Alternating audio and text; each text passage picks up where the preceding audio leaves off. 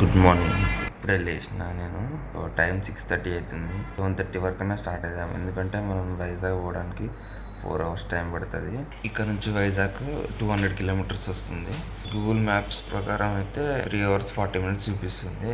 So మనకైతే 4 hours అన్న పడుతుంది. నిద్ర పట్టింది నైట్. ఏసీ టెంపరేచర్ తక్కువ పెట్టుకొని ఫ్యాన్ వేసుకొని అది కప్పుకొని అనుకున్నా. ఫుల్ నిద్ర పట్టింది. 5:30కి అలారం పెట్టుకున్నా. 6:30 అవుతుంది ఇప్పుడు లేచిన.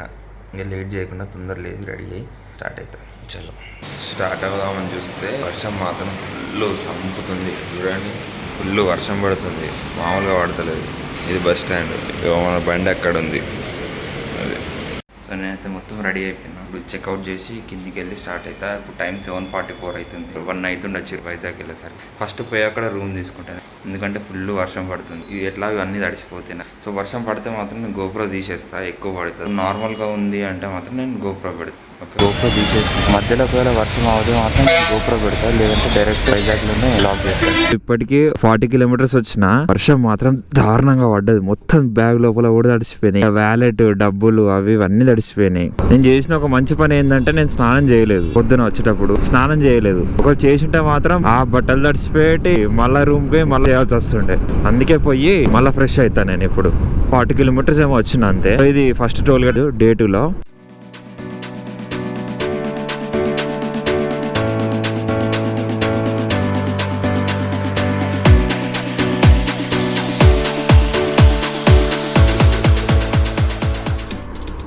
వర్షానికి కనీసం ఒక 5 meters కూడా కనిపించలేదు. ఎట్లా పడ్డదంటే వర్షం స్పీడ్ కి బండి వాబులైంది. ఇట్లా ఇట్లా ఇట్లా ఇట్లా వాబులింగ్ అయింది, షేక్ అయింది మొత్తం బండి. 40 speed కూడా పోరాలేదు. అయినా వచ్చేసినాయి.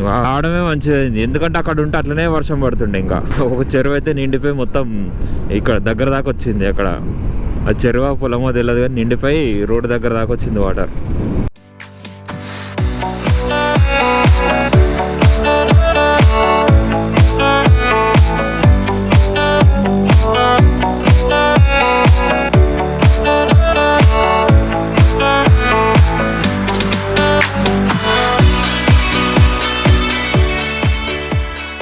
అన్నవరం కూడా దగ్గరనే, ఇక్కడ నుంచి 10 kilometers ఏమో ఉంటుంది. అన్నవరం పోతుండే కానీ స్నానం చేయలేదు కదా. అలా రిటర్న్ లో కుదిరితే పోతాను నేను అన్నవరం, ఎందుకంటే రిటర్న్ కూడా మనం ఇదే రూట్ లో వస్తాం.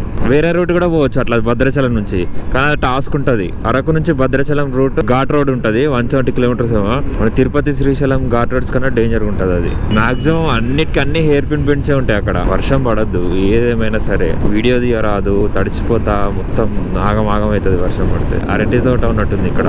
ఓ ఎక్కడ దాకా ఉన్నది, ఇదంతా కొబ్బరి తోట ఉన్నట్టుంది.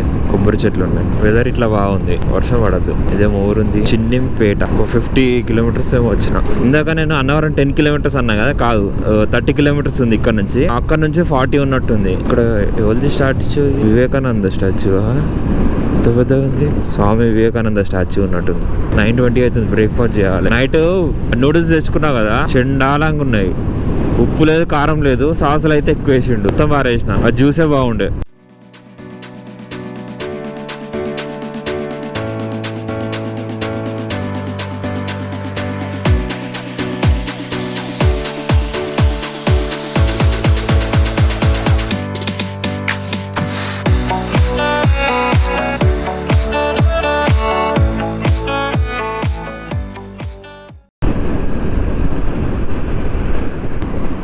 టిఫిన్స్ ఉన్నట్టున్నాయి.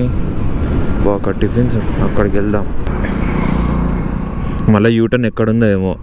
ఈ కొంచెమే నేను రాంగ్ రూట్ వెళ్తున్నా. ఇక్కడ నుంచి ఇక్కడికే. ఇక్కడ పెట్టేద్దాం రండి. ఇదిగోండి అదే టిఫిన్ సెంటర్. ఏం టిఫిన్స్ ఇది? పేరు ఏం లేదు అక్కడ. తిన్నాక స్టార్ట్ చేస్తాం. మళ్ళీ ఆకలి అవుతుంది. ఇక్కడ టిఫిన్ మాత్రం సూపర్ ఉంది. కొంచెం మెయింటెనెన్స్ తక్కువ ఉంది కానీ టిఫిన్ మాత్రం ఎక్సలెంట్ ఉంది. నేను ఒక పీస్ పూరి, ఒక పీస్ బోండా తిన్నా నేను. దానికి వచ్చేసి 25 rupees అయింది. Cheap and best. చలో ఇక నాన్ స్టాప్ పోదాం. ఒక్కసారి మధ్యలో వాటర్ బ్రేక్ తీసుకుంటే సరిపోతుంది. చలో స్టార్ట్ అయిపోయినా. ఒక్కసారి మధ్యలో వాటర్ బ్రేక్ తీసుకుంటా. 60 kilometers 50 kilometers డైరెక్ట్ మళ్ళీ వైజాగ్. నిన్న నైట్ చెక్ చేసిన, ఇది ఎయిర్ సౌండ్ బాగా వస్తుంది గోప్రో నుంచి, మైక్ నుంచి. ఎందుకు అట్లా అంతగానం వస్తుందేమో. వాయిస్ ఏమో కొంచెం తక్కువ వస్తుంది, బయట గాలి సౌండ్ ఎక్కువ వస్తుంది. నాకు తెలిసి హెల్మెట్ ప్రాబ్లం ఏమో. ఇక్కడ నుంచి గాలి పోతున్నట్టుంది. అన్నవరం 24, విశాఖపట్నం 148, అనకాపల్లి 108, కోల్కతా 997 కిలోమీటర్స్. జాకెట్ లోపలికి ఏదో పోయినట్టుంది, కుడుతా ఉంది అప్పటి నుంచి. నిన్నటిదాకా 60 స్పీడ్ పోయినా, కొంచెం 65-70 మెయింటైన్ చేస్తున్నాను. నాకు తెలిసి నేను అరకు పోవద్దు అనుకుంటున్నా, ఎందుకంటే అక్కడ ఫుల్ వర్షం ఉందంట. నేను చెప్పులు తెచ్చుకుంది నయమైంది, లేకపోతే పచ్చి షూస్ వేసుకొని పోవాల్సి వస్తుండే బయటకి. ఇప్పుడు పోయి రూమ్లో అన్నీ లగేజ్ బ్యాగ్ ఉంది కదా, మొత్తం పచ్చిగా అయిపోయింది. లోపల బట్టలన్నీ పచ్చిగా అయిపోయినాయి. ఇందాక బ్రేక్ఫాస్ట్ దగ్గర తీసి చూసుకున్నా, ఇది అది అన్నీ పచ్చిగా అయిపోయినాయి. ఇంకా రూమ్లోకి అన్నీ తీసి గట్టిగా విండి ఆరబెట్టాలి. ఇక అప్పుడు నేను స్టార్ట్ అయ్యేటప్పుడు వర్షం పడ్డది కదా, అప్పుడు లాక్ చేయలేదు. ఒక 200 రూపీస్ పెట్రోల్ కొట్టించిన. నిన్న మార్నింగ్ వెళ్ళేటప్పుడేమో సిద్దిపేటలో 550 కొట్టించిన, మధ్యలో ఒక దగ్గర ఏమో 411 కొట్టించిన, ఇప్పుడు దాకా వెళ్ళేటప్పుడేమో 200 కొట్టించిన.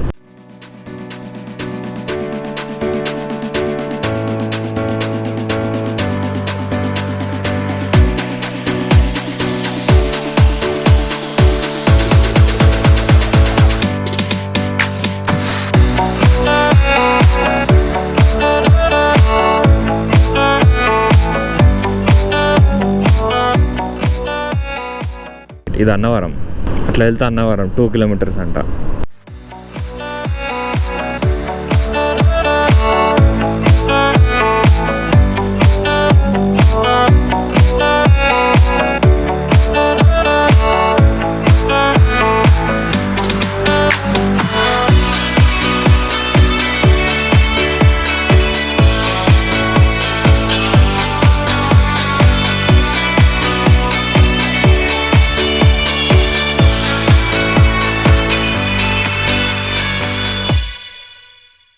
ఎక్కడన్నా మంచి టీ టైం చూసి టీ తాగాలి.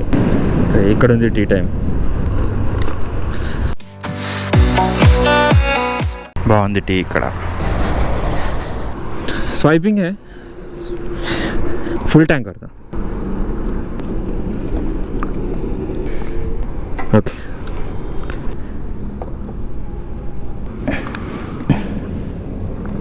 $400 పట్టింది ఇప్పుడు పెట్రోల్.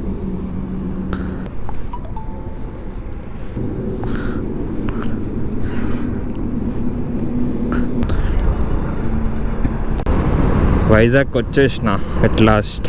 ఇగో ఇట్లా కిందికి పోయి రైట్ సైడ్ పోతే వైజాగ్ వస్తుంది.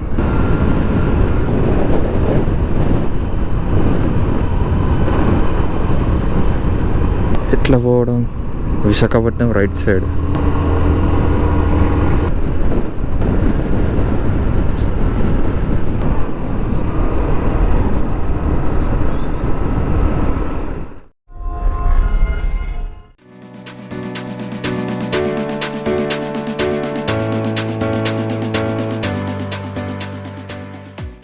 బీచ్ సైడ్ రూమ్ తీసుకుందామని చూస్తున్నా. ఇప్పుడు ఇక్కడ నుంచి 20 కిలోమీటర్స్ ఉంది, 45 మినిట్స్ చూపిస్తుంది. అఫీషియల్ గా వైజాగ్ ఎంటర్ అయినట్టే. ఇప్పుడు ఎంటర్ అవ్వడం ఆల్సిన లేదు. ట్రాఫిక్ చూడండి ఎట్లుందో, మొత్తం నిండిపోయింది. ఇంత దూరం ఉందో ఏమో ఇది ట్రాఫిక్. కరెక్ట్ 12:30 అనుకున్నా, 12:30 వరకు ఎంటర్ అయిపోయినా వైజాగ్కి. ఇక్కడ చూడండి మొత్తం సోలార్ ప్లేట్స్తో నిండిపోయింది. చాలా ఎనర్జీ సేవ్ చేసుకోవచ్చు మనం. ఎంత పవర్ సప్లై చేయొచ్చు ఇప్పుడు దీంతో.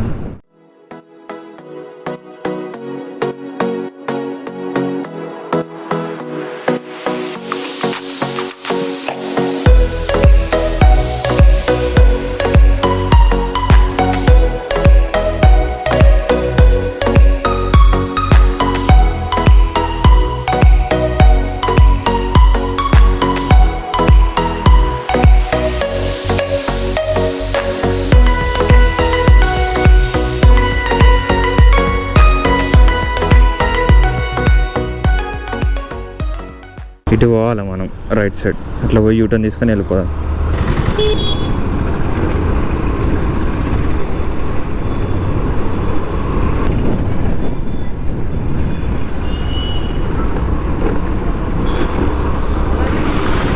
మన బీచ్ సైడ్లో తీసుకుందాం లాడ్జ్. కొంచెం చిన్న ఉన్నా పర్లేదు, కానీ బీచ్ సైడ్ అంటే మంచి అనిపిస్తుంది కదా. బీచ్ వ్యూ కూడా ఉండాలి రూమ్లో, అట్లయితే మంచి అనిపిస్తుంది. లెఫ్ట్ వెళ్ళాలి మనం. ఇప్పుడు ఏదో గల్లీల నుంచి చూపిస్తుంది ఇది. బైక్ పెట్టుకుంటే ఇదే బాధ, గల్లీ నుంచి చూపిస్తుంది. గోప్రో బ్యాటరీ డెడ్ అయ్యేలా ఉంది. అసలు రెడీ చూపిస్తుంది. ఒకసారి ఆగి చూసుకుందాం మనం.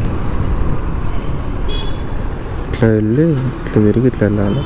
లాంగ్ చూపిస్తుంది, ఇట్లా కూడా వెళ్ళొచ్చు మనం. ఏమో రూట్ ఎట్లుంది అటు. పోదాంలే. 2 కిలోమీటర్స్ ఉంది ఇంకా నేను చూసిన హోటల్కి. పూర్ణ మార్కెట్ రైట్ సైడ్ ఇక్కడనే.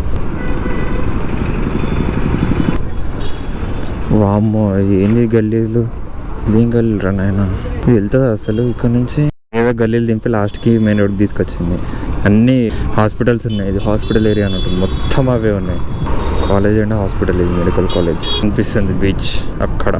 RK beach 1.2 kilometres, fishing harbour 1.5 kilometres. చూద్దాం ఇక్కడ ఏమేమి ఉన్నాయి హోటల్స్ అనేది. ఒకటి కనిపిస్తుందా, డాల్ఫిన్ షేప్లు ఉంటుంది అది. మొత్తం పోర్ట్ ఏరియా, అదంతా కంటైనర్స్ స్టోర్ చేస్తారు అక్కడ. జాబిలీ హోటల్ అని ఒకటి ఉంది, చూద్దాం అడుగుదాం. ఇక్కడ పెట్టుకొని పోయేద్దాం ఫస్ట్, లోపలికి పోయి అడిగేసి వస్తా. ఉన్నాయంటే పోదాం. బీచ్ వ్యూ ఉండదు కానీ రూమ్ నుంచి దగ్గరనే బీచ్ కూడా. వెళ్ళి రావడానికి తిరగడానికి కొంచెం కన్వీనియంట్గా ఉంటుంది. లోకల్లో తీసుకుంటే ఏమవుతుందంటే తిరిగి రావడానికి అలసిపోతాం, ఎక్కువ చూడలేము మనం. అది తీసుకున్నా, అక్కడ కనిపిస్తుంది కూడా అదే రూము. 1800 అన్నాడు ఫస్ట్, లాస్ట్ 1500కి ఇస్తున్నాడు. 1000 నుంచి బార్గెనింగ్ స్టార్ట్ పెట్టినా నేను. లాస్ట్ 1500కి ఇచ్చాడు.